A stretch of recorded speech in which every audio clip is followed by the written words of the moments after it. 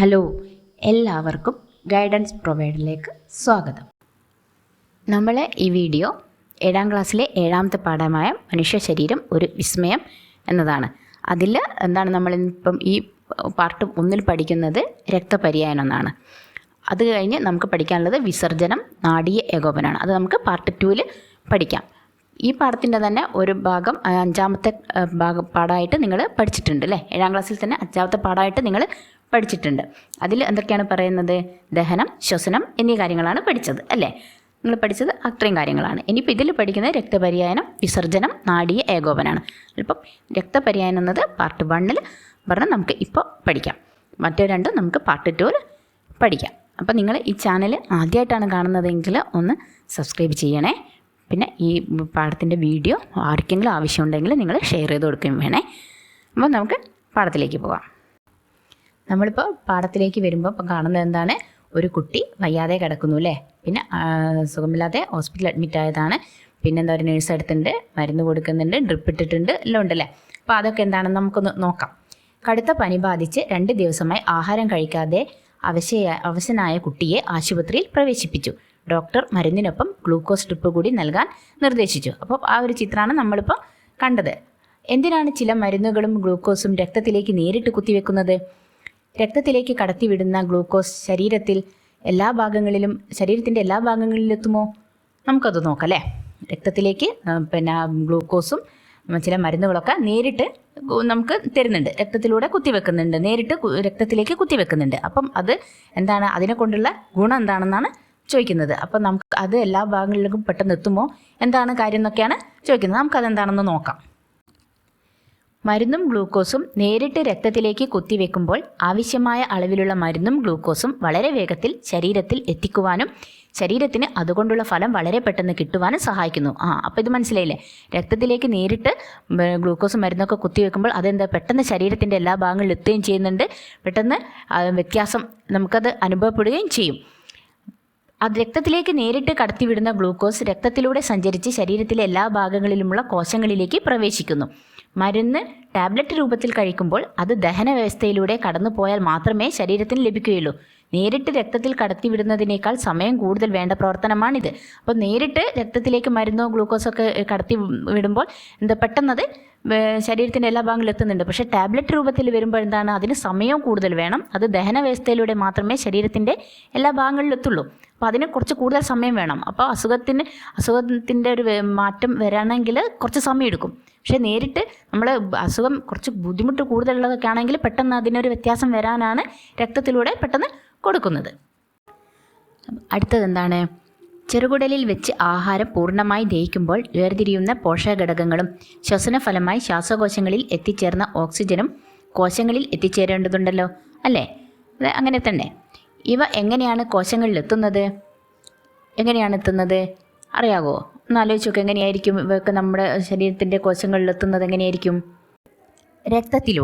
രക്തത്തിലൂടെയാണ് ആഹാരത്തിലെ പോഷകഘടകങ്ങളും ശ്വാസകോശത്തിൽ എത്തിച്ചേർന്ന ഓക്സിജനും നമ്മുടെ കോശങ്ങളിൽ എത്തുന്നത്. പോഷകഘടകങ്ങൾ ചെറുകുടലിൽ വെച്ച് രക്തത്തിലേക്ക് ആഗിരണം ചെയ്യപ്പെടുകയും പിന്നീട് രക്തക്കൊഴലുകളിലൂടെ ഈ പോഷകഘടകങ്ങൾ രക്തം വഴി ശരീരത്തിൻ്റെ വിവിധ ഭാഗങ്ങളിലുള്ള കോശങ്ങളിലേക്ക് എത്തുകയും ചെയ്യുന്നു. അതുപോലെ തന്നെ ശ്വാസകോശത്തിൽ നിന്നുള്ള ഓക്സിജൻ ചെറിയ രക്തക്കൊഴലുകളിലേക്ക് പ്രവേശിച്ച് രക്തത്തിൽ കലരുന്നു. രക്തത്തിലൂടെ പിന്നീട് ശരീരത്തിൻ്റെ വിവിധ ഭാഗങ്ങളിലുള്ള കോശങ്ങളിലേക്ക് എത്തപ്പെടുന്നു. അപ്പം ഇതും പഠിക്കണേ. രക്തപര്യായന വ്യവസ്ഥ, സർക്കുലേറ്ററി സിസ്റ്റം.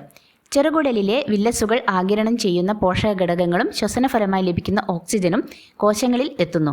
ഈ ധർമ്മങ്ങളെല്ലാം നിർവഹിക്കുന്നത് രക്തമാണ്. അത് നമ്മൾ പറഞ്ഞു കഴിഞ്ഞു അല്ലേ? രക്തത്തിലൂടെയാണ് കോശങ്ങളിൽ പോഷകങ്ങളും ഓക്സിജനും ഒക്കെ എത്തുന്നത് നമ്മൾ പറഞ്ഞതാണ്. രക്തം, രക്തക്കൊഴലുകൾ, ഹൃദയം എന്നിവ ചേർന്ന സംവിധാനമാണ് രക്തപര്യായന വ്യവസ്ഥ. ഇവിടെ ഒരു ചിത്രം തന്നിട്ടുണ്ട് അല്ലേ? ചിത്രത്തിൽ രക്തത്തിൻ്റെ മനുഷ്യൻ്റെ ചിത്രമാണ്. അതിൽ രക്തത്തിൻ്റെ അടയാളപ്പെടുത്തിയിട്ടുണ്ട്. പിന്നെ ഏതൊക്കെയായിരിക്കും മനുഷ്യൻ്റെ രക്തപര്യായന വ്യവസ്ഥയുടെ ഭാഗങ്ങൾ? ഇനി അടുത്ത ഏതൊക്കെയായിരിക്കും വരിക? അപ്പോൾ ഈ ചിത്രം നോക്ക്. ഏതൊക്കെ രേഖപ്പെടുത്തണം? ഇതൊക്കെയുണ്ട്. ഹൃദയമുണ്ട്, പിന്നെ രക്തമുണ്ട്, രക്തക്കൊഴലുകൾ അല്ലേ? ഇതൊക്കെയാണ് മനുഷ്യൻ്റെ രക്തപര്യായന വ്യവസ്ഥയുടെ ഭാഗങ്ങൾ. ഹൃദയത്തിൽ നിന്ന് ഓക്സിജനും പോഷകഘടകങ്ങളും അടങ്ങിയ രക്തം ശരീരത്തിൻ്റെ എല്ലാ ഭാഗങ്ങളിലും എത്തിക്കുന്നതും ശരീരത്തിൻ്റെ വിവിധ ഭാഗങ്ങളിൽ നിന്ന് കാർബൺ ഡൈ ഓക്സൈഡ് അടങ്ങി കലർന്ന രക്തം ഹൃദയത്തിൽ തിരിച്ചെത്തിക്കുന്നതുമാണ് രക്തപര്യന വ്യവസ്ഥയുടെ പ്രധാന ധർമ്മം. അപ്പോൾ അത് മനസ്സിലായില്ല, അത് നന്നായിട്ടൊന്ന് വായിച്ചു നോക്കണേ. മനുഷ്യരക്തത്തിൻ്റെ നിറം എന്തായിരിക്കും? അതെല്ലാവർക്കും അറിയുന്ന അല്ലേ, ചുവപ്പ് നിറം അല്ലേ. ആ ചുവപ്പ് നിറം രക്തത്തിന് കിട്ടുന്നത് എങ്ങനെയാണ്? ഇതവിടെ പറഞ്ഞിട്ടുണ്ടല്ലേ, ഹീമോഗ്ലോബിൻ എന്ന വർണ്ണവസ്തുവിൻ്റെ സാന്നിധ്യമാണ് രക്തത്തിൻ്റെ ചുവപ്പ് നിറത്തിന് കാരണം. ഇത് രക്തത്തിലടങ്ങിയ ഒരു എന്താണ് ഹീമോഗ്ലോബിൻ.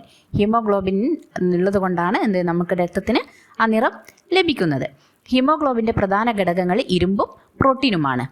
ഇരുമ്പടങ്ങിയ ആഹാരം കഴിക്കേണ്ടതിൻ്റെ ആവശ്യകത ഇതിൽ നിന്ന് മനസ്സിലായല്ലോ. അപ്പം ഇരുമ്പ് ഗുണം അടങ്ങിയ ഭക്ഷണങ്ങൾ നമ്മൾ ധാരാളം കഴിക്കണം എന്ന് പറയും. അപ്പം രക്തം ഉണ്ടാവാനും രക്തത്തിന് നല്ല രക്തത്തിൽ ഹീമോഗ്ലോബിൻ്റെ അളവ് വർദ്ധിക്കാനൊക്കെ ഇരുമ്പടങ്ങിയ ഭക്ഷണങ്ങൾ സഹായിക്കും. അപ്പോൾ ഹീമോഗ്ലോബിൻ്റെ അളവ് വളരെ കുറഞ്ഞാൽ ഭയങ്കര ബുദ്ധിമുട്ടാണ് രക്തത്തിൽ. അപ്പോൾ അതിന് ശരിയായ അളവിൽ എപ്പോഴും വേണം. അപ്പം ഇരുമ്പ് ഗുണങ്ങൾ അടങ്ങിയ ഭക്ഷണങ്ങൾ, പ്രോട്ടീനുകളൊക്കെ അടങ്ങിയ ഭക്ഷണങ്ങൾ നമ്മൾ ധാരാളം കഴിക്കണം. അപ്പം ഇവിടെ കൊടുത്തിട്ടുണ്ട് അല്ലേ, കുറച്ച് ഇരുമ്പ് ഗുണങ്ങൾ അടങ്ങിയ ചില ഭക്ഷ്യവസ്തുക്കൾ ചിത്രങ്ങൾ ഇവിടെ തന്നിട്ടുണ്ട്. അതേതൊക്കെയാണ്? ഈത്തപ്പഴം, കോഴിമുട്ട, മുരിങ്ങയില അല്ലേ. ഇതൊക്കെ ധാരാളം അയണിൻ്റെ ഗുണങ്ങൾ അടങ്ങിയിട്ടുള്ള ഭക്ഷണ സാധനങ്ങളാണ്. അപ്പം ഇത് മാത്രമല്ലാണ്ട് വേറെ ഏതൊക്കെയുണ്ട്? ഇരുമ്പ് ഗുണങ്ങൾ അടങ്ങിയ അയണിൻ്റെ അംശമുള്ള ഭക്ഷണ പദാർത്ഥങ്ങൾ, ഭക്ഷണ വസ്തുക്കൾ ഏതൊക്കെയുണ്ട്? അതൊക്കെ മക്കൾ കണ്ടെത്തിയിട്ട് നിങ്ങൾ ശാസ്ത്ര പുസ്തകത്തിൽ എഴുതി നോക്കണം. അപ്പം നമുക്കൊന്ന് കണ്ടെത്തി എഴുതി നോക്കാം അല്ലേ, ഏതൊക്കെയായിരിക്കും. അപ്പം നമുക്കൊന്ന് എഴുതി നോക്കാം എന്തൊക്കെയാണെന്നുള്ളത്. ഒരു കള്ളിയൊക്കെ വരഞ്ഞ് നമുക്ക് എഴുതാം. അപ്പോൾ എന്താണ് അതിൻ്റെ കൊടുക്കുക? ഇരുമ്പ് അടങ്ങിയ ഭക്ഷ്യവസ്തുക്കൾ. അപ്പോൾ ഏതൊക്കെയാണെന്ന് നോക്കാം. ചീരയുണ്ട്, ബ്രോക്കോളി ഉണ്ട്, ബീൻസ് ഉണ്ട്, കടലയുണ്ട്, ഗ്രീൻ പീസ് ഉണ്ട്, സോയാബീൻ ഉണ്ട്, കിഡ്നി ബീൻസ് ഉണ്ട്, പിന്നെ ചിക്കൻ, ബീഫ്, അയല, ചൂര, കോരമീൻ. ഇതൊക്കെ അയൺ നന്നായിട്ട് അടങ്ങിയ ഭക്ഷണ സാധനങ്ങളാണ്. അപ്പോൾ ഇത് മാത്രമല്ല, വേറെ ഉണ്ട് അയൺ അടങ്ങിയ ഭക്ഷ്യപദാർത്ഥങ്ങൾ. അപ്പോൾ നിങ്ങളത് കണ്ടെത്തി എഴുതി നോക്കണം. നിങ്ങളെ ശാസ്ത്ര പുസ്തകത്തിൽ എഴുതി നോക്കണം. വേറെയും ഒരുപാട് സാധനങ്ങളുണ്ട്. അതേതൊക്കെയാണെന്ന് നിങ്ങൾ കണ്ടെത്തി എഴുതി നോക്കുക. പിന്നെ ശ്വാസകോശത്തിൽ നിന്ന് കോശങ്ങളിലേക്ക് ഓക്സിജൻ എത്തിക്കുകയും കോശങ്ങളിൽ നിന്ന് കാർബൺ ഡൈ ഓക്സൈഡ് ശ്വാസകോശത്തിലേക്ക് കൊണ്ടുവരികയും ചെയ്യുന്നതിൽ രക്തത്തിലെ ഹീമോഗ്ലോബിൻ പ്രധാന പങ്ക് വഹിക്കുന്നുണ്ട്. അത് നമ്മൾ നേരത്തെ പറഞ്ഞു കഴിഞ്ഞു അല്ലേ. ശ്വാസകോശത്തിൽ നിന്ന് കോശങ്ങളിലേക്ക് ഓക്സിജൻ എത്തിക്കുകയും കോശങ്ങളിൽ നിന്ന് കാർബൺ ഡൈ ഓക്സൈഡ് ശ്വാസകോശത്തിൽ എത്തിക്കുന്ന രക്തമാണെന്ന് നമ്മൾ നേരത്തെ പറഞ്ഞിട്ടുണ്ട്. അതിന് പ്രധാന പങ്ക് രക്തത്തിന് അതിന് പ്രധാന പങ്ക് വഹിക്കുന്ന രക്തത്തിലെ ഹീമോഗ്ലോബിനാണ്. അതും മനസ്സിലാക്കി വെക്കുക. രക്തത്തിലെ പ്രധാന ഘടകങ്ങൾ. അപ്പോൾ ഇവിടെ ഒരു ചിത്രീകരണമാണ് തന്നത് അല്ലേ. ഇപ്പം നടുക്ക് ഒരു രക്തമുണ്ട്. അപ്പോൾ രക്തത്തിൻ്റെ ചിത്രമാണത്. അപ്പോൾ അതുമായിട്ട് ബന്ധപ്പെട്ട് എന്തൊക്കെയാണ് രേഖപ്പെടുത്തിയത്, എഴുതിയത് നമുക്ക് നോക്കാം അല്ലേ. രക്തത്തുമായി ബന്ധപ്പെട്ട കാര്യങ്ങളാണത്. അപ്പോൾ ഫസ്റ്റിലത്തെ പ്ലാസ്മ രക്തത്തിൻ്റെ ദ്രാവക ഭാഗമാണ്. അതിന് ഇളം മഞ്ഞ നിറമാണ്. ഗ്ലൂക്കോസിനെ കോശങ്ങളിൽ എത്തിക്കുന്നു. ഇതൊക്കെയാണ് പ്ലാസ്മയുടെ ലക്ഷ്യങ്ങൾ, പ്ലാസ്മ ചെയ്യുന്ന കാര്യങ്ങൾ. അപ്പം ഇതാണ് പ്ലാസ്മയെ പറ്റി പറയുന്നത്. പിന്നെ അടുത്തത് പ്ലേറ്റ്ലെറ്റ് രക്തം കട്ട പിടിക്കുന്നതിന് സഹായിക്കുന്നു. പിന്നെ വെളുത്ത രക്തകോശം, വൈറ്റ് ബ്ലഡ് സെൽ എന്ന് പറയും, WBC. നിശ്ചിത ആകൃതിയില്ല. പ്രത്യേകിച്ച് ആകൃതിയൊന്നുമില്ല. വെളുത്ത രക്തകോശത്തിന് പ്രത്യേകിച്ച് ആകൃതിയൊന്നുമില്ല. മർമ്മം ഉണ്ട്. പിന്നെ രോഗാണുക്കളെ നശിപ്പിക്കുന്നു. പിന്നെ അടുത്തെന്താണ്? ചുവന്ന രക്തകോശം, റെഡ് ബ്ലഡ് സെൽ, RBC. അതിൻ്റെ ഡിസ്കിൻ്റെ ആകൃതിയാണ് അതിന്. പിന്നെ മർമ്മമില്ല. ഹീമോഗ്ലോബിൻ അടങ്ങിയിരിക്കുന്നു. പിന്നെ ഓക്സിജൻ, കാർബൺ ഡൈ ഓക്സൈഡ് എന്നിവയുടെ വിനിമയം അതൊക്കെ എന്തിനുണ്ട്? ചുവന്ന രക്തകോശങ്ങൾക്ക് ഉണ്ട്. അപ്പം ഈ ചിത്രത്തിലുള്ളത് ശരിക്കും ഒന്ന് വായിച്ച് പഠിക്കണം. നമ്മളിപ്പം പറഞ്ഞിട്ടുണ്ടല്ലോ. അപ്പോൾ ആ ചിത്രങ്ങളൊക്കെ നോക്കി നമ്മൾ വായിച്ചതാണ് അല്ലേ. അപ്പം അതുമായിട്ട് ബന്ധപ്പെടുത്തി കുറച്ച് ചോദ്യങ്ങൾ തന്നിട്ടുണ്ട്. നമുക്ക് അതൊന്നാന്ന് വായിച്ചു നോക്കാം. അതാണ് ഒന്നാമത്തെ ചോദ്യം. രക്തത്തിൻ്റെ ദ്രാവക ഭാഗം ഏത്? അപ്പം നമ്മൾ നേരത്തെ ആ ചിത്രത്തിൽ പറഞ്ഞിട്ടുണ്ട് അല്ലേ. ഏതായിരുന്നു? പ്ലാസ്മ രക്തത്തിൻ്റെ ദ്രാവക രൂപമാണെന്ന് നമ്മളതിൽ കണ്ടിട്ടുണ്ട്. പിന്നെ അടുത്ത് രക്തകോശങ്ങൾ ഏതെല്ലാം? അതും നമ്മൾ അതിൽ വായിച്ചതാണ് അല്ലേ. ചിത്രത്തിൽ എല്ലാം കൊടുത്തിട്ടുണ്ട്. വെളുത്ത രക്തകോശം, ചുവന്ന രക്തകോശം. പിന്നെ പ്ലേറ്റ്ലെറ്റുകളുടെ ധർമ്മം എന്താണ്? രക്തം കട്ടപിടിക്കുന്നതിന് സഹായിക്കുന്നു. പിന്നെ ഹീമോഗ്ലോബിൻ കാണപ്പെടുന്ന രക്തകോശം ഏത്? ചുവന്ന രക്തകോശം അല്ലേ. ഇതൊക്കെ നമ്മൾ നേരത്തെ ആ ചിത്രത്തിൽ കണ്ടതാണ്. നമ്മളിപ്പം പഠിച്ച ചിത്രത്തിൽ ഉള്ളതാണ്. പിന്നെ വെളുത്ത കോശങ്ങളും ചുവന്ന രക്തകോശങ്ങളും തമ്മിലുള്ള വ്യത്യാസങ്ങൾ എന്തെല്ലാം? അപ്പം അത് നമുക്കൊന്നൊരു കള്ളിയിലാക്കിയിട്ട് ഒന്ന് എഴുതി നോക്കാം അല്ലേ. വെളുത്ത കോശം ചുവന്ന കോശം തമ്മിലുള്ള വ്യത്യാസം എന്താണ്, അതും നമ്മൾ ഇപ്പോഴത്തെ പറഞ്ഞ പാഠഭാഗത്തിലുള്ളതാണ്.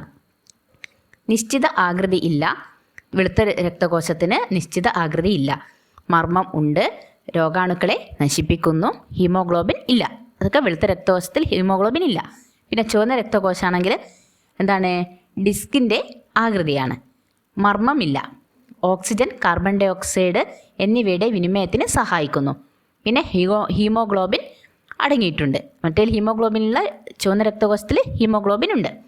അപ്പം ഇത്രയും കാര്യങ്ങളാണ് അതുമായിട്ട് ബന്ധപ്പെട്ട് നമ്മളിപ്പം പറഞ്ഞ ഭാഗത്തിലുമായിട്ട് ബന്ധപ്പെട്ട് കുറച്ച് ചോദ്യങ്ങൾക്കുള്ള ഉത്തരങ്ങൾ.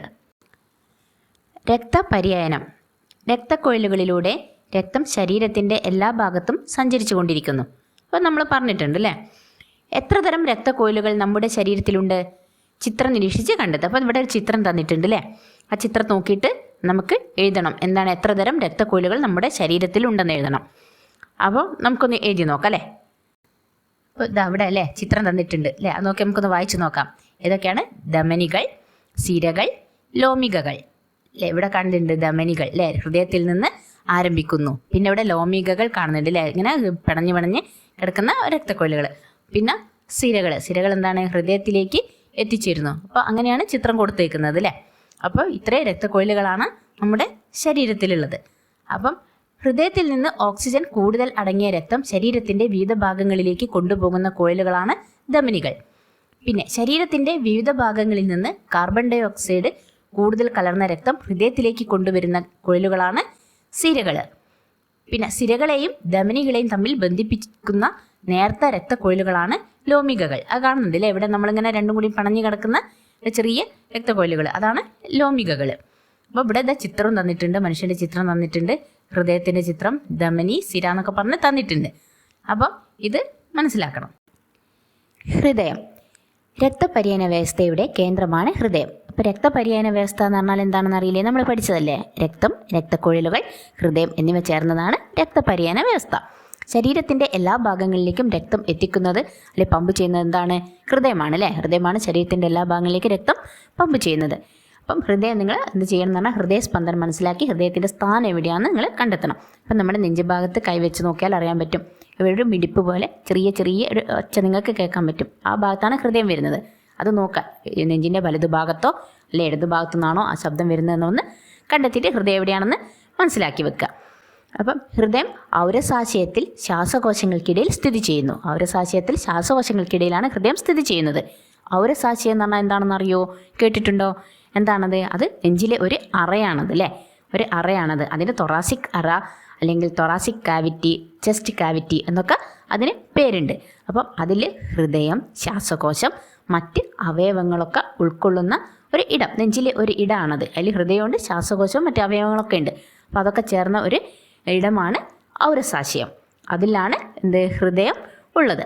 അപ്പം ഇത് എന്താണ്, വാരിയെല്ലുകളാൽ സംരക്ഷിക്കപ്പെട്ടിരിക്കുന്നു. അപ്പം ഈ ഔരസാശയം വാരിയെല്ലുകൾ കൊണ്ട് സംരക്ഷിക്കപ്പെട്ടിട്ടുണ്ട്. അപ്പം എന്തൊക്കെയാണ് മനുഷ്യ ഹൃദയത്തിൻ്റെ സവിശേഷതകൾ അറിയോ?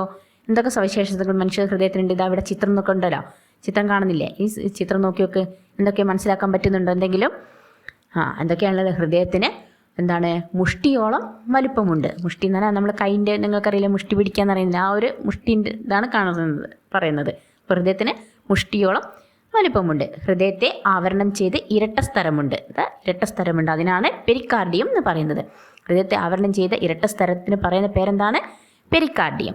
പിന്നെ മനുഷ്യ ഹൃദയത്തിന് 4 അറകളുണ്ട്. എത്ര അറകളാണുള്ളത്? 4 അറകൾ. ഇതൊക്കെ നല്ലോണം മനസ്സിലാക്കി വെക്കുക കേട്ടോ. അപ്പം നമ്മൾ ഹൃദയത്തിൻ്റെ കാര്യങ്ങൾ പറഞ്ഞു അല്ലേ. ഹൃദയത്തിന് 4 അറകളുണ്ട്. മനുഷ്യ ഹൃദയത്തിൻ്റെ കാര്യങ്ങൾ പറഞ്ഞു. അതിൻ്റെ ചിത്രമൊക്കെ നിങ്ങൾ നോക്കി നിരീക്ഷിച്ച് അതെന്തൊക്കെയാണ് അതിനുള്ളതെന്ന് കാര്യങ്ങളൊക്കെ ഒന്ന് നിങ്ങൾ നോക്കണം. അപ്പോൾ ഇനി എന്താ പറയുന്നത്? എല്ലാ ജീവികൾക്കും ഹൃദയമുണ്ടോ? ഇല്ല, എല്ലാ ജീവികൾക്കും ഹൃദയമില്ല. നാടവിര, ജെല്ലി ഫിഷ്, സ്റ്റാർ ഫിഷ് തുടങ്ങിയവയ്ക്കൊക്കെ എന്താണ്? ഹൃദയമില്ല. ഹൃദയമില്ലാത്ത ജീവികളിൽ പെട്ടതാണ് അതൊക്കെ. ജന്തുക്കളുടെ ചെറുകുടലിൽ അധിവസിക്കുന്ന ഒരു പരാതവിരയാണ് നാടവിര. ജെല്ലി ഫിഷ്, സ്റ്റാർ ഫിഷ് എന്നിവ സമുദ്രത്തിലാണ് ജീവിക്കുന്നത്. ജെല്ലി ഫിഷ്, സ്റ്റാർ ഫിഷൊക്കെ കടലിലാണുള്ളത്. എന്താണ് നാടവിര എങ്ങനെയാണ്? ജന്തുക്കളുടെ ചെറുകുടലിൽ അധിവസിക്കുന്ന ഒരു പരാത വിരയാണത് നാടവിര. ഇവയ്ക്കൊന്നും എന്താണ്? ഹൃദയമില്ലാത്ത ജീവികളുടെ ഗണത്തിൽപ്പെട്ടതാണ് ഇവയൊക്കെ. മറ്റ് ജീവികളുടെ ഹൃദയത്തിനും 4 അറകളാണോ ഉള്ളത്? അല്ല, അപ്പോൾ എല്ലാ ജീവികളുടെയും ഹൃദയം ഒരേപോലെ ആയിട്ട് 4 അറകളൊക്കെ ആയിട്ടുള്ള രീതി തന്നെയാണോ? അല്ല, എല്ലാ ജീവികളുടെയും ഹൃദയത്തിന് 4 അറകളല്ല ഉള്ളത്. എല്ലാം വ്യത്യസ്തമായിട്ടാണുള്ളത്.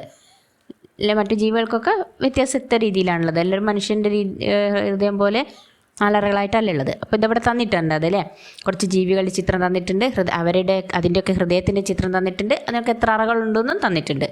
അപ്പം ഫസ്റ്റിൽ ഏതാണ്? മണ്ണിരയാണ് കാണുന്നത് അല്ലേ. മണ്ണിരയുടെ ഹൃദയത്തിൻ്റെ ചിത്രം അവിടെയുണ്ട്. അപ്പോൾ അതിൻ്റെ അറകൾ എങ്ങനെയാണ്? 5 ജോഡി പാർശ്വ ഹൃദയങ്ങളുണ്ട്. ഈ മണ്ണിരയ്ക്ക് 5 ജോഡി പാർശ്വ ഹൃദയങ്ങളുണ്ട്. പിന്നെ അടുത്ത കൂറ അല്ലേ, കൂറേൻ്റെ ഹൃദയത്തിൻ്റെ ചിത്രം കാണുന്നുണ്ട്. അതിന് 13 അറകളാണുള്ളത്. പിന്നെ ഒരു ഫിഷാണ് അല്ലേ, ഒരു കടലിലൊരു ഫിഷാണ്, അതിൻ്റെ ഹൃദയത്തിൻ്റെ ചിത്രവും കാണുന്നുണ്ട്. അതിന് 2 അറകളാണുള്ളത്. പിന്നെ തവളയുടേത് ഹൃദയത്തിൻ്റെ ചിത്രം കണ്ടില്ലേ, അതിന് 3 അറകളാണുള്ളത്. അതിൻ്റെ ഹൃദയത്തിന് 3 അറകൾ. മറ്റേ കോഴിയുടെ ഹൃദയത്തിൻ്റെ ചിത്രമാണ് ഈ തന്നത്, അതിന് 4 അറകൾ. നമ്മുടെ ഹൃദയത്തിൻ്റെ അറകൾ പോലെ തന്നെ കോഴിയുടെ ഹൃദയത്തിന് 4 അറകളാണ് പറയുന്നത്. ഹൃദയസ്പന്ദനം, ഹാർട്ട് ബീറ്റ്. നിങ്ങൾ ആശുപത്രിയിൽ പോകുമ്പോൾ ഡോക്ടർ നിങ്ങളുടെ ഹൃദയസ്പന്ദനം, പൾസ് ഇവ നോക്കാറില്ലേ? എന്താണ് ഹൃദയസ്പന്ദനം, എന്താണ് പൾസ്? നമ്മൾ ഹോസ്പിറ്റലിലൊക്കെ എന്തെങ്കിലും അസുഖമായിട്ടൊക്കെ പോകുമ്പം ഡോക്ടർ നമുക്ക് സ്റ്റെതസ്കോപ്പ് വെച്ചിട്ട് നമ്മൾ പരിശോധിക്കാറുണ്ട് അല്ലേ. പിന്നെ കൈയൊക്കെ പിടിച്ചൊക്കെ നോക്കിയിട്ടൊക്കെ നോക്കാറുണ്ട് അല്ലേ. അപ്പോൾ എന്താണ് അങ്ങനെ നോക്കുന്നത് അല്ലേ? നമുക്കൊന്ന് വായിച്ചു നോക്കാം. ഹൃദയസ്പന്ദനവും പൾസും. Heartbeat and pulse. ഹൃദയം ഒരു പ്രാവശ്യം സങ്കോചിക്കുകയും പൂർവ്വസ്ഥിതി പ്രാപിക്കുകയും ചെയ്യുന്നതാണ് ഹൃദയസ്പന്ദനം. ഹൃദയം ഇങ്ങനെ ഇപ്പോഴിങ്ങനെ പിടച്ചുകൊണ്ട് നിൽക്കും അല്ലേ. അപ്പം ഒന്ന് ചുരുങ്ങുകയും വലുതാകുകയും ചെയ്യുന്നതാണ് ഹൃദയസ്പന്ദനം. ആരോഗ്യമുള്ള ഒരാളുടെ ഹൃദയം മിനിറ്റിൽ 72 പ്രാവശ്യം സ്പന്ദിക്കുന്നു. ഇതാണ് ഹൃദയസ്പന്ദന നിരക്ക്. ഹൃദയസ്പന്ദനത്തിൻ്റെ ഫലമായി ധമനികളിൽ തരംഗചലനം ഉണ്ടാകുന്നതാണ് പൾസ്. ഹൃദയസ്പന്ദന നിരക്കും പൾസിൻ്റെ നിരക്കും തുല്യമായിരിക്കും. അപ്പം ഹൃദയസ്പന്ദന നിരക്ക് എങ്ങനെ വരുന്ന? ഒരു മിനിറ്റിൽ 72 പ്രാവശ്യം മിടിക്കുന്ന പറയുന്നത് ഹൃദയം. അപ്പോൾ അത് കണക്ക് തന്നെയാണ് പൾസും നോക്കിയാൽ അറിയാം. അപ്പം പൾസ് ഇങ്ങനെ നമ്മൾ ഹൃദയം ഇങ്ങനെ മിടിക്കുന്നതനുസരിച്ച് നമ്മളെ കൈ തണ്ടയിൽ അങ്ങനെയുള്ള ഭാഗങ്ങളിലൊക്കെ ഇങ്ങനെ ചെറിയൊരു ചലനം, ഇങ്ങനെ ധമനികളിൽ ചെറിയൊരു അനക്കം കാണാം. അത് ഹൃദയസ്പന്ദനമായിട്ട് ബന്ധപ്പെട്ടാണ്. അതാണ് നമ്മൾ പൾസ് എന്ന് പറഞ്ഞ് നോക്കുന്നത്. നിങ്ങളുടെ ഹൃദയം ഒരു മിനിറ്റിൽ എത്ര തവണ സ്പന്ദിക്കുന്നുണ്ട്? സ്വയം മനസ്സിലാക്കി എഴുതൂ. അപ്പോൾ നിങ്ങളൊന്ന് നോക്കി നോക്കുക. നിങ്ങളുടെ ഹൃദയം ഇപ്പം നമ്മൾ നേരത്തെ പറഞ്ഞിട്ടുണ്ട് അല്ലേ, ഹൃദയം വാരിയെല്ലുകൾക്ക് ഇങ്ങനെ കൊണ്ട് കവർ ചെയ്തൊക്കെ നിൽക്കുകയാണ്. അപ്പോൾ നിങ്ങൾ നമ്മുടെ ഇടത് ഭാഗത്തല്ലേ, നമ്മുടെ ശരീരത്തിൻ്റെ ഇടത് ഭാഗത്ത് വാരിയെല്ലിൻ്റെ ആ ഒരു ഭാഗത്താണ് എന്ത് വരുന്നത്? ഹൃദയം വരുന്നത് അല്ലേ. അപ്പോൾ അവിടെ കൈവച്ച് നോക്കിയാൽ അറിയാൻ പറ്റും, മിടിപ്പ് അറിയാൻ പറ്റും. അപ്പോൾ നിങ്ങൾ ഒരു മിനിറ്റിൽ എത്ര പ്രാവശ്യം മിടിക്കുന്നുണ്ടെന്നൊക്കെ ഒന്ന് നോക്കി നോക്കൂ, ഒന്ന് മനസ്സിലാക്കി നോക്ക്. ചിത്രം നിരീക്ഷിക്കൂ. ശരീരത്തിൻ്റെ ഏതൊക്കെ ഭാഗങ്ങളിൽ പരിശോധിച്ച് നോക്കിയാണ് പൾസ് അറിയാൻ കഴിയുന്നത്? അതിപ്പോൾ ഇവിടെ ഒന്ന് തന്നിട്ടുണ്ട് അല്ലേ, ഇതൊക്കെയാണെന്ന് ഒന്ന് തന്നിട്ടുണ്ട്, 1-2 തന്നിട്ടുണ്ട്. വായിച്ചു നോക്കാം. കൈത്തണ്ട കണ്ടില്ലേ, ചിത്രത്തിൽ കാണുന്നുണ്ട് അല്ലേ. കൈത്തണ്ടേൻ്റെ ഭാഗങ്ങൾ പിടിച്ചു നോക്കിയിട്ട് ഡോക്ടർ നിൽക്കുന്നൊരു ഫോട്ടോ ഉണ്ട് അല്ലേ. അപ്പോൾ ആ കൈത്തണ്ടയിൽ എന്താ അറിയാൻ പറ്റും? ചെറിയ അനക്കം ഇങ്ങനെ നിങ്ങൾക്കൊക്കെ തൊട്ട് നോക്കിയാൽ അറിയാൻ പറ്റും. ചെറുതായിട്ട് ഇങ്ങനെ കൈത്തണ്ടൻ്റെ ആ ഞരമ്പുകളിൽ ഇങ്ങനെ ഒരു അനക്കം അറിയപ്പെടുന്നു. അത് ഹൃദയസ്പന്ദനമായിട്ട് ബന്ധപ്പെട്ട് ഉണ്ടാകുന്നതാണ്. അപ്പോൾ അങ്ങനെയാണ് ഒന്ന് പൾസ് നോക്കുന്നത്, അങ്ങനെയാണ്. പിന്നെ നെറ്റിയുടെ ഇരുവശങ്ങൾ തൊട്ട് നോക്കിയാലും ഉണ്ടാകും, ചെറിയൊരു അനക്കം ഉണ്ടാവും. അത് നോക്കിയാൽ അറിയാൻ പറ്റും. പിന്നെ ഏതൊക്കെയുണ്ട് നിങ്ങൾക്കറിയോ? പിന്നെ ഏതൊക്കെ ഭാഗങ്ങൾ നോക്കിയാൽ നമ്മുടെ പൾസ് അറിയാൻ പറ്റും എന്നുള്ളത് നമുക്ക് നോക്കാം അല്ലേ. ഏതൊക്കെയാണ്? മറ്റൊന്ന് കഴുത്ത് നോക്കിയാൽ അറിയാൻ പറ്റും. പിന്നെ കാൽമുട്ടിൻ്റെ പിറകുവശം നോക്കിയാലും നമുക്ക് എന്തറിയാൻ പറ്റും? പൾസ് അറിയാൻ പറ്റും. ഇവിടെ നോക്ക്, ഒരു ചിത്രം കാണുന്നുണ്ട് അല്ലേ. ഒരു ഡോക്ടർ ഒരു കുട്ടിയെ പരിശോധിക്കുകയാണ്. അപ്പോൾ ആ ഡോക്ടർ പരിശോധിക്കുന്നത് എന്ത് ഉപകരണം വെച്ചിട്ടാണ് കുട്ടിയെ പരിശോധിക്കുന്നത്? അറിയാവോ എന്താണ് അത് ഉപകരണം എന്നുള്ളത്? അത് എന്താണെന്ന് കണ്ടെത്തി നിങ്ങളെ ശാസ്ത്ര പുസ്തകത്തിൽ എഴുതണേ. അതിൻ്റെ പേരാണ് സ്റ്റെതസ്കോപ്പ്. കേട്ടിട്ടുണ്ടാവും മക്കൾ അല്ലേ, സ്റ്റെതസ്കോപ്പ് ഉപയോഗിച്ചാണ് ഹൃദയമിടിപ്പ് പരിശോധിക്കുന്നത്. ശരീരത്തിലെ മറ്റ് ആന്തരിക ശബ്ദങ്ങളെ കേൾക്കാൻ വേണ്ടിയും ഇത് ഉപയോഗിക്കുന്നു. ഉദാഹരണത്തിന് ശ്വാസകോശത്തിൽ നിന്നും കുടലിൽ നിന്നും ഉണ്ടാകുന്ന ശബ്ദങ്ങളെ തിരിച്ചറിയാൻ ഡോക്ടർമാർ ഈ ഉപകരണം ഉപയോഗിക്കുന്നു. അപ്പോൾ സ്റ്റെതസ്കോപ്പ് എന്താണ് ഈ ഹൃദയമിടിപ്പ് പരിശോധിക്കുന്നത് മാത്രമല്ല, ആന്തരിക ശബ്ദങ്ങളെ, ശരീരത്തിലെ മറ്റ് ആന്തരിക ശബ്ദങ്ങളെ കേൾക്കാനും ശ്വാസകോശത്തിൽ നിന്നും കുടലിൽ നിന്നൊക്കെ ഉണ്ടാകുന്ന ശബ്ദങ്ങളെ തിരിച്ചറിയാനൊക്കെ ഈ സ്റ്റെതസ്കോപ്പ് ഉപയോഗിക്കുന്നുണ്ട്. അപ്പോൾ ഈ സ്റ്റെതസ്കോപ്പ് കണ്ടുപിടിച്ചത് ആരാണെന്നറിയോ? ആരാണ് ഇതാ ഇവിടെ തന്നിട്ടുണ്ട് അല്ലേ? റെനെ ലെനക്ക് എന്ന ആളാണ് സ്റ്റെതസ്കോപ്പ് കണ്ടുപിടിച്ചത്. അതും ഒന്ന് നന്നായിട്ട് വായിച്ചു നോക്കണം. അടുത്തത് എന്താണ്? ഒരു സ്റ്റെതസ്കോപ്പിൻ്റെ മാതൃക നിർമ്മിക്കാനാണ്. അത് നിങ്ങൾ എന്താണെന്ന് വീട്ടിൽ നിന്ന് ചെയ്തു നോക്കണം. അതിന് ആവശ്യമായ സാധനങ്ങൾ എന്തൊക്കെയാണ് വേണ്ടതെന്ന് ഇവിടെ തന്നിട്ടുണ്ട്. എന്തൊക്കെ വേണം? പ്ലാസ്റ്റിക് ട്യൂബ് വേണം, വൈറ്റ് ട്യൂബ് അല്ലേ, വൈ ആകൃതിയിലുള്ളത്. പിന്നെ funnel, polythene tube, balloon, 2 earphone bud, air ബോ, അതെന്തുകൊണ്ടാണ്? കമ്പി കൊണ്ടുള്ളത്. പിന്നെ ഇൻസുലേഷൻ ടാപ്പ്. ഇതൊക്കെ ഉപയോഗിച്ചിട്ടാണ് നിർമ്മിക്കുന്നത്, സ്റ്റെതസ്കോപ്പ് നിർമ്മിക്കുന്നത്. അപ്പം ഇതൊക്കെ ഉപയോഗിച്ചിട്ട് നിങ്ങൾക്ക് അറിയുന്ന പോലെയൊക്കെ ഒന്ന് ഉണ്ടാക്കി നോക്കണം. അവിടെ എല്ലാം ചിത്രത്തിൽ തന്നിട്ടുണ്ട് എങ്ങനെയാണ് ചെയ്യേണ്ടത്. ഇയർഫോൺ ബഡ് ഉണ്ട്, ഇൻസുലേഷൻ ടാപ്പ് ഉപയോഗിച്ച് അത് ഫിറ്റ് ചെയ്യേണ്ടതുണ്ട്, പോളിത്തീൻ ട്യൂബ് കാണുന്നുണ്ട്, എയർ ബോ ഉണ്ട്, ബലൂൺ ഉണ്ട്, ഫണലുണ്ട്, വൈറ്റ് ട്യൂബിലെ വൈ ആകൃതിയിലുള്ള ഒരു ട്യൂബ് കാണുന്നുണ്ട്. അപ്പം ഇത് ഉപയോഗിച്ചിട്ട് നിങ്ങൾ എന്ത് ചെയ്യണം? നിങ്ങളുടെ കൂട്ടുകാരുടെ ഹൃദയസ്പന്ദന നിരക്ക്, പൾസ്, ഇതൊക്കെ നിങ്ങൾ കണ്ടെത്തണം. നിങ്ങളുടേതും കണ്ടെത്തണം. നിങ്ങൾ സ്വന്തവും കണ്ടെത്തുക, നിങ്ങളുടെ കൂട്ടുകാരുടെയും കണ്ടെത്തിയിട്ട് നിങ്ങൾ എന്ത് ചെയ്യണം? അത് രേഖപ്പെടുത്തണം. ഈ കള്ളിയൊക്കെ വരഞ്ഞ് എങ്ങനെ കുട്ടിയുടെ പേര്, സ്പന്ദന നിരക്ക്, പൾസിൻ്റെ നിരക്ക് എന്നൊക്കെ പറഞ്ഞ് നിങ്ങൾ എത്ര കുട്ടികളുടെ നോക്കുന്നുണ്ടോ അത്ര കുട്ടികളുടെ എണ്ണം വെച്ചിട്ട് നിങ്ങളത് ഒരു ബോക്സ് ആക്കിയിട്ട് പിന്നെ പട്ടിക പോലെ ആക്കിയിട്ട് എഴുതി വയ്ക്കണം. അത് നിങ്ങളുടെ ഹോംവർക്കാണ്, നമുക്കത് ചെയ്യണം. അപ്പോൾ നിങ്ങൾ പിന്നെ ഉണ്ടാക്കിയ സ്റ്റെതസ്കോപ്പ് ഉപയോഗിച്ചിട്ട് നിങ്ങളുടെ സുഹൃത്തുക്കളുടെ ഹൃദയസ്പന്ദന നിരക്കും പൾസും ഒക്കെ നോക്കണം. അപ്പം അത് നിങ്ങൾക്ക് തുല്യമായ അളവിലാണോ കിട്ടിയതെന്നുള്ളതും ശ്രദ്ധിക്കണം. പൾസും ഹൃദയസ്പന്ദന നിരക്കും ഒരേ രീതിയിലാണോ കിട്ടുന്നത്, തുല്യമാണോ എന്ന് നിങ്ങൾ കണ്ടെത്തി നിങ്ങൾ ശാസ്ത്രപുസ്തകത്തിൽ എഴുതണം. പിന്നെ ചില നമ്മൾ ആയാസമുള്ള ജോലികൾ ചെയ്യുമ്പോൾ അല്ലെങ്കിൽ കളിക്കുമ്പോൾ, ഓടുമ്പോൾ, അങ്ങനെയൊക്കെ ചെയ്യുമ്പോൾ നമ്മുടെ ഹൃദയസ്പന്ദന നിരക്കും പൾസിലൊക്കെ എന്തെങ്കിലും വ്യത്യാസമുണ്ടോ അതും കൂടെ നിങ്ങൾ കണ്ടെത്തി എഴുതണം. നിങ്ങളുടെ സുഹൃത്തുക്കളിൽ ഇപ്പോൾ ഓടിക്കളിക്കുകയൊക്കെ ചെയ്തുകൊണ്ടിരിക്കുമ്പോൾ അല്ലെങ്കിൽ എന്തെങ്കിലും അങ്ങനത്തെ ജോലി ചെയ്തുകൊണ്ടിരിക്കുമ്പോൾ അതിലെന്തെങ്കിലും വ്യത്യാസം വരുന്നുണ്ടോ എന്നുള്ളത് ഇതേപോലെ നിങ്ങൾ കള്ളി വരഞ്ഞ് ഒരു പട്ടികയാക്കിയിട്ട് എഴുതി നോക്കണം. അതിൽ അപ്പോൾ ആ സമയത്ത് പൾസിലും ഹൃദയസ്പന്ദന നിരക്കിലും എന്തെങ്കിലും വ്യത്യാസമുണ്ടോ എന്നുള്ളതും നോക്കണം. നമുക്ക് ഒന്ന് നോക്കി വെക്കാം അല്ലേ, എന്തെങ്കിലും വ്യത്യാസം വരുമോ എന്നുള്ളത് നോക്കി വെക്കാം. ഹൃദയസ്പന്ദന നിരക്കും പൾസ് നിരക്കും തുല്യമായിരിക്കും. ആയാസമുള്ള ജോലികൾ ചെയ്യുമ്പോൾ ഹൃദയസ്പന്ദന നിരക്ക് കൂടുന്നതായി നമുക്ക് കാണാൻ കഴിയും. അപ്പോൾ നമ്മൾ എന്തെങ്കിലും ജോലിയോ അങ്ങനെ എന്തെങ്കിലും കളിക്കുകയോ ഒക്കെ അങ്ങനെ നമ്മളെന്ത് കൂടുതൽ ഇതെടുത്ത് ചെയ്യുമ്പോൾ, ആയാസമുള്ള ജോലികൾ എന്തെങ്കിലും അങ്ങനത്തെ ഒക്കെ ചെയ്യുമ്പോൾ ഹൃദയസ്പന്ദന നിരക്ക് കൂടും. അതിനനുസൃതമായി പൾസ് നിരക്കും കൂടും. അപ്പോൾ അതൊരു തുല്യമായിട്ടാണ് കാണുക. അത് ഹൃദയസ്പന്ദന നിരക്ക് കൂടുമ്പോൾ പൾസ് നിരക്കും കൂടും. ആയാസമുള്ള ജോലികൾ ചെയ്യുമ്പോൾ ശരീരത്തിന് കൂടുതൽ ഊർജം ആവശ്യമായി വരികയും ശരീരകോശങ്ങളിലേക്ക് കൂടുതൽ ഓക്സിജൻ വേണ്ടി വരികയും ചെയ്യുന്നു. ഇങ്ങനെ കൂടുതൽ ഓക്സിജൻ എത്തിക്കാൻ വേണ്ടിയാണ് ഹൃദയത്തിൻ്റെ സ്പന്ദന നിരക്ക് കൂടുന്നത്. അത് നന്നായിട്ട് മനസ്സിലാക്കി വെക്കുക. അത് എഴുതി നോക്കുകയും വേണേ മക്കൾ. പിന്നെ പ്രായം, രോഗാവസ്ഥ ഇവ അനുസരിച്ച് ഹൃദയസ്പന്ദനം, പൾസ് എന്നിവയുടെ നിരക്കിൽ വ്യത്യാസം വരുന്നുണ്ടോ? ഉണ്ടാവുമോ? പ്രായക്കാരുള്ളതും പിന്നെ എന്തെങ്കിലും രോഗം ഉള്ളവരുടെയൊക്കെ ഹൃദയസ്പന്ദനം, പൾസിലൊക്കെ എന്തെങ്കിലും വ്യത്യാസം ഉണ്ടോ? അതും നിങ്ങൾ കണ്ടെത്തി നോക്കണം. നിങ്ങളുടെ വീട്ടിലെ മുതിർന്ന അംഗങ്ങളുടെ ഹൃദയസ്പന്ദനം, പൾസ് എന്നിവ പരിശോധിച്ച് ശാസ്ത്രപുസ്തകത്തിൽ രേഖപ്പെടുത്തണം. അത് ക്ലാസ്സിൽ നിങ്ങൾ അത് പറയുകയും വേണം. നിങ്ങൾ വീട്ടിലോ അല്ലെങ്കിൽ അയൽപക്കത്തൊക്കെ ഉണ്ടാവില്ലേ പ്രായക്കാരും എന്തെങ്കിലും അസുഖമൊക്കെ ഉള്ളവർ. അപ്പോൾ അവരതൊക്കെ നിങ്ങളൊന്ന് ഇത് നോക്കി സ്റ്റെതസ്കോപ്പ് ഉപയോഗിച്ചിട്ടൊന്ന് ഹൃദയസ്പന്ദന നിരക്കും പൾസൊക്കെ ഒന്ന് നോക്കുക. അതിലെന്തെങ്കിലും വ്യത്യാസമുണ്ടോ എന്ന് അറിയാൻ പറ്റും. പ്രായമായവരിൽ ചെറുപ്പക്കാരെ അപേക്ഷിച്ച് ഹൃദയമിടിപ്പ് അല്പം കുറഞ്ഞാണ് കാണപ്പെടുന്നത്. അപ്പം പ്രായക്കാരിൽ ഹൃദയമിടിപ്പ് കുറച്ച് കുറഞ്ഞാണ് കാണുന്നത്. പല രോഗാവസ്ഥയിലും ഹൃദയമിടിപ്പ് കൂടുതലായിരിക്കും. ചില രോഗങ്ങൾ അങ്ങനത്തെ ബുദ്ധിമുട്ടോ കാര്യങ്ങളുണ്ടാകുമ്പോൾ ഹൃദയമിടിപ്പ് കൂടിയിരിക്കും. അല്ലാതെ പൊതുവേ പ്രായക്കാരിൽ ചെറുപ്പക്കാരെ അപേക്ഷിച്ച് ഹൃദയമിടിപ്പ് അല്പം കുറഞ്ഞിട്ടാണ് കാണുന്നത്. ഹൃദയാരോഗ്യം അല്ലേ, ഹൃദയാരോഗ്യം എന്ന് പറഞ്ഞാൽ ഹൃദയത്തിൻ്റെ ആരോഗ്യം അല്ലേ. അപ്പോൾ അവിടെ ഹൃദയത്തിൻ്റെ നല്ലൊരു ചിത്രം തന്നിട്ടുണ്ട്. കുറേ കാര്യങ്ങൾ സൈഡിലൊക്കെ എഴുതിയിട്ടുണ്ട് അല്ലേ. അതെന്താണ്? ഹൃദയത്തിൻ്റെ ആത്മകഥ ആണ് അല്ലേ. ഹൃദയം സ്വന്തം പറയുന്ന കാര്യങ്ങളാണത് അല്ലേ. എന്തൊക്കെയാണ് പറയുന്നത്? വായിച്ചു നോക്കാം. കൂടുതൽ കൊഴുപ്പടങ്ങിയ ഭക്ഷണം സ്ഥിരമായി കഴിക്കുന്നത് എൻ്റെ പ്രവർത്തനത്തെ ബാധിക്കും. കൊഴുപ്പടങ്ങിയ ഭക്ഷണം നമ്മൾ സ്ഥിരമായിട്ട് വല്ലപ്പോഴും കഴിക്കുന്നതല്ല, സ്ഥിരമായിട്ട് അങ്ങനത്തെ ഭക്ഷണം കഴിക്കുന്നത് ഹൃദയത്തിൻ്റെ ദോഷമാണ്. പിന്നെ പുകവലി, മദ്യപാനം എന്നിവ എന്നെ വേഗം രോഗിയാക്കും. പുകവലി, മദ്യപാനവും പുകവലി ഉണ്ടാകുന്നതും മദ്യപാനം നടത്തുന്നതൊക്കെ ഹൃദയത്തെ വല്ലാതെ ദോഷകരമായി ബാധിക്കുന്നുണ്ട്. ജീവിതശൈലി രോഗങ്ങൾ എന്നെ തളർത്തും. ജീവിതശൈലി രോഗങ്ങൾ എന്ന് പറഞ്ഞാൽ നമ്മളുടെ ജീവിതത്തിൽ നമ്മൾ പാലിക്കാത്ത പല കാര്യങ്ങളുണ്ട് അല്ലേ. നമ്മൾ ചെയ്യേണ്ട പല കാര്യങ്ങളുണ്ട്. അത് ചെയ്യാതിരിക്കുമ്പോൾ ഉണ്ടാകുന്ന രോഗങ്ങളല്ലേ, അത് ഹൃദയത്തെ വല്ലാതെ ബാധിക്കും. വ്യായാമം ചെയ്തില്ലെങ്കിൽ എൻ്റെ ആരോഗ്യം തകരാറിലാകും. നല്ല വ്യായാമം വേണം അല്ലേ. വ്യായാമം ചെയ്യുമ്പോൾ എന്താണ്, ഹൃദയം നല്ലോണം കൂടുതൽ ഒന്നുകൂടി ഒന്ന് ഊർജ്ജസ്വലമായി പ്രവർത്തിക്കും. അപ്പം അതാണ് പറയുന്നത്, വ്യായാമം ചെയ്തില്ലെങ്കിൽ എൻ്റെ ആരോഗ്യം തകരാറിലാകും. ഇതൊക്കെ ഹൃദയം സ്വന്തം പറയുന്നതാണ് അല്ലേ.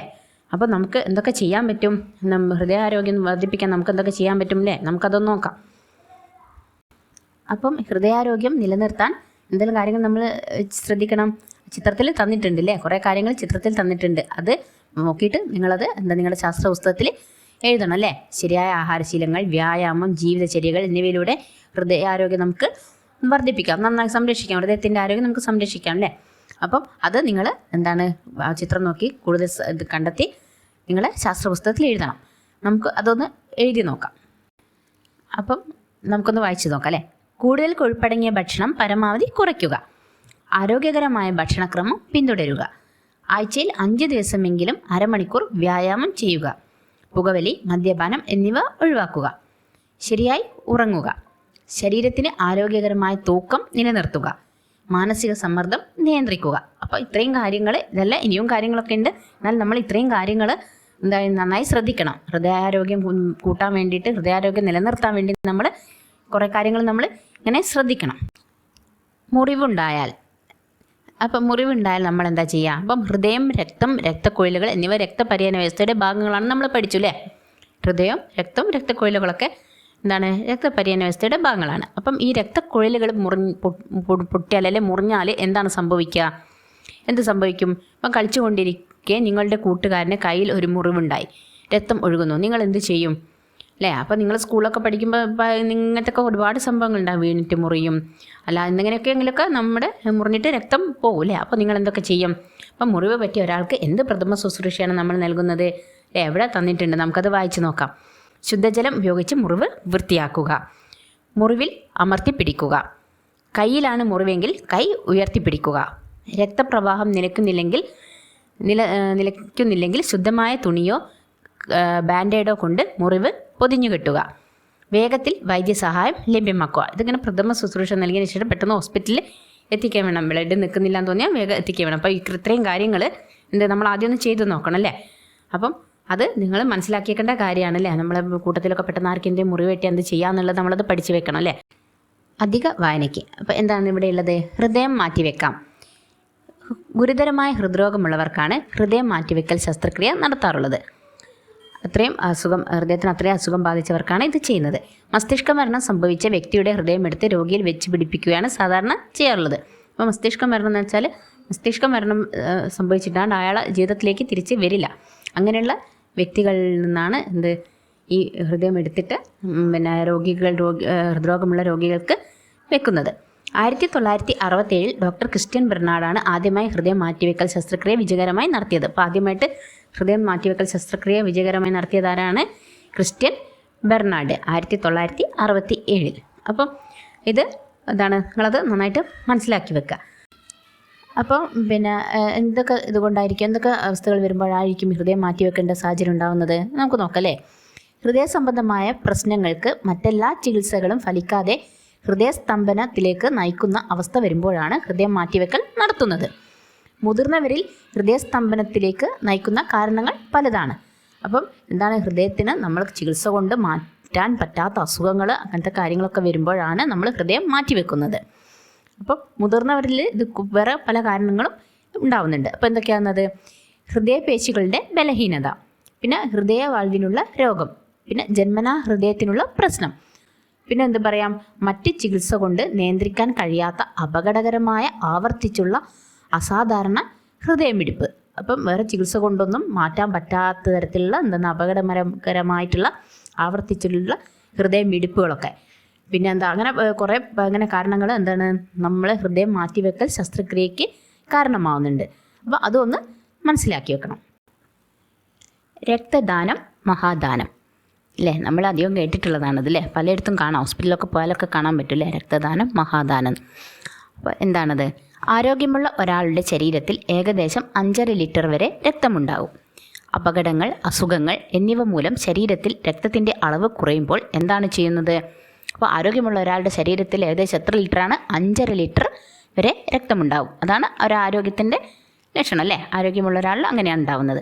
അപ്പോൾ അപകടങ്ങൾ, സുഖങ്ങൾ എന്നിവ മൂലം ശരീരത്തിൽ രക്തത്തിൻ്റെ അളവ് കുറഞ്ഞാൽ എന്താണ് ചെയ്യുക, എന്താണ് നമ്മൾ ചെയ്യുന്നത് നോക്കാം അല്ലേ. എന്താണ് നമുക്ക് ചെയ്യാൻ പറ്റുന്നത് നമുക്കൊന്ന് നോക്കാം. ഇത്തരം സന്ദർഭങ്ങളിൽ പുറമേ നിന്ന് രക്തം സ്വീകരിക്കുകയാണ് ചെയ്യുന്നത്. മറ്റൊരാളിൽ നിന്ന് ശേഖരിച്ച രക്തം അപകടം സംഭവിച്ച ആളുടെ ശരീരത്തിലെ രക്തക്കുഴലുകളിലേക്ക് നേരിട്ട് കടത്തിവിടുകയാണ് ചെയ്യുന്നത്. ഇങ്ങനെ ചെയ്യുന്നതിന് മുമ്പായി ശേഖരിച്ച രക്തം രക്തഗ്രൂപ്പ് അടക്കമുള്ള പലതരത്തിലുള്ള പരിശോധനയ്ക്ക് വിധേയമാക്കുന്നുണ്ട്. അപ്പോൾ എന്താ ചെയ്യുന്നത്, പിന്നെ നമ്മൾ കൊടുക്കുന്ന രക്തം രോഗിയുടെ രക്തക്കുഴലിലേക്ക് നേരിട്ട് കയറ്റുകയാണ് ചെയ്യുന്നത്. അപ്പോൾ ഇത് ചെയ്യുന്നതിന് മുമ്പായി രക്തം പലതരത്തിലുള്ള ടെസ്റ്റുകൾക്ക് വിധേയമാകുന്നുണ്ട് അല്ലേ. രോഗിയുടെ രക്ത ഗ്രൂപ്പ് അല്ലെ, ഗ്രൂപ്പായിട്ട് ഇത് മാച്ച് ആകുന്നുണ്ടോ, ഇനി കൊടുക്കുന്ന ആൾക്ക് എന്തെങ്കിലും രക്തത്തിൽ എന്തെങ്കിലും അസുഖങ്ങളുണ്ടോ, അങ്ങനെ പല കാര്യങ്ങളും ടെസ്റ്റ് ചെയ്തതിന് ശേഷം മാത്രമേ രോഗിക്ക് രക്തം കയറ്റുള്ളൂ. അപ്പോൾ അത് എന്താണ് ശ്രദ്ധിച്ചിട്ടേ ചെയ്യുള്ളൂ. അപ്പോൾ കാര്യങ്ങൾ മനസ്സിലാക്കണം. പിന്നെന്താണ്, ഇത് അവിടെ ഒരു ചിത്രം തന്നിട്ടുണ്ട് അല്ലേ, രക്തം കൊടുക്കുന്ന ഒരു ചിത്രമാണുള്ളത്. ഇപ്പുറത്ത് രക്തദാനം മഹാദാനം എന്ന് എഴുതിയിട്ടുണ്ട് അല്ലേ. അപ്പോൾ എന്താണ്, ഒരാൾ സ്വം മനസ്സാലെ മറ്റൊരാൾക്കോ ശാസ്ത്രീയമായി സൂക്ഷിച്ച് പിന്നീട് ഉപയോഗിക്കുന്നതിനോ രക്തം നൽകുന്നതാണ് രക്തദാനം. അപ്പോൾ ഒരാൾ സ്വന്തം ഇഷ്ടത്തിനാണ് രക്തം എന്ത് ചെയ്യുന്നത്, കൊടുക്കുന്നത് അല്ലേ. പിന്നെ എന്താണ് ചെയ്യുന്നത്, പിന്നെ നമ്മൾ രക്തം കൊടുത്തിട്ട് എന്താണ് അത് ശാസ്ത്രീയമായ രീതിയിൽ സൂക്ഷിച്ചിട്ട് പിന്നീട് ഉപയോഗിക്കുന്ന തരത്തിലും രക്തം കൈകാര്യം ചെയ്യുന്നുണ്ട് അല്ലേ.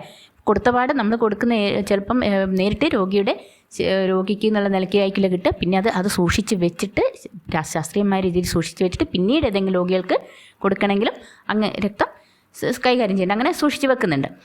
നിങ്ങളും 18 വയസ്സ് കഴിയുമ്പോൾ ഒരു സാമൂഹ്യ സേവനം എന്ന നിലയിൽ ഇതിൻ്റെ ഭാഗമാകുമല്ലോ. അപ്പോൾ എന്താണ് ഇത് ചെയ്യുന്നത്, രക്തം കൊടുക്കുന്നത് ഒരു നല്ല കാര്യമാണല്ലേ. ഒരു മഹാദാനം എന്നാണ്, രക്തദാനം മഹാദാനം തന്നെയാണ് നമ്മൾ പറയുന്നത്. അപ്പോൾ അത് നിങ്ങൾക്കും 18 വയസ്സ് കഴിഞ്ഞാൽ ഇങ്ങനെ രക്തം കൊടുക്കാൻ പറ്റുന്നതാണ്. നിങ്ങളുടെ ആരോഗ്യമുള്ള ശരീരമാണെങ്കിൽ നിങ്ങൾക്കത് കൊടുക്കാം. രക്തദാനവുമായി ബന്ധപ്പെട്ട് മുദ്രാഗീതങ്ങൾ തയ്യാറാക്കി ക്ലാസ്സിൽ പ്രദർശിപ്പിക്കുക. അപ്പോൾ രക്തദാനവുമായി ബന്ധപ്പെട്ട എന്തെങ്കിലും പ്ലക്കാർഡുകളോ എന്തെങ്കിലും അങ്ങനത്തെ കോട്ടുകളോ എന്തെങ്കിലുമൊക്കെ എഴുതിയിട്ട് ഒരു എന്താ പറയുക അങ്ങനത്തെ വാക്യങ്ങൾ എഴുതിയിട്ട് നിങ്ങൾ അത് ക്ലാസ്സിൽ പ്രദർശിപ്പിക്കണം കേട്ടോ. അപ്പോൾ അതൊക്കെ ഒന്ന് ചെയ്തു നോക്കുക. അപ്പം നമ്മൾ ഈ പാഠത്തിൻ്റെ പാർട്ട് 1 കഴിഞ്ഞു കേട്ടോ. രക്തപര്യായനം എന്ന് പറഞ്ഞ ഭാഗം കഴിഞ്ഞു. ഇനി നമുക്ക് പഠിക്കാനുള്ളത് വിസർജനം, നാഡീയ ഏകോപനം എന്ന ഭാഗമാണ്. അത് നമുക്ക് പാർട്ട് 2 പഠിക്കാം. അപ്പോൾ ഈ ചാനൽ നിങ്ങൾ ആദ്യമായിട്ടാണ് കാണുന്നതെങ്കിൽ ഒന്ന് സബ്സ്ക്രൈബ് ചെയ്യണേ. പിന്നെ നിങ്ങളെ കൂട്ടുകാർക്കോ ആർക്കെങ്കിലും ഈ വീഡിയോ ആവശ്യമുണ്ടെങ്കിൽ ഒന്ന് ഷെയർ ചെയ്ത് കൊടുക്കുകയും വേണേ. അപ്പോൾ നമുക്ക് പാർട്ട് 2 കാണാം.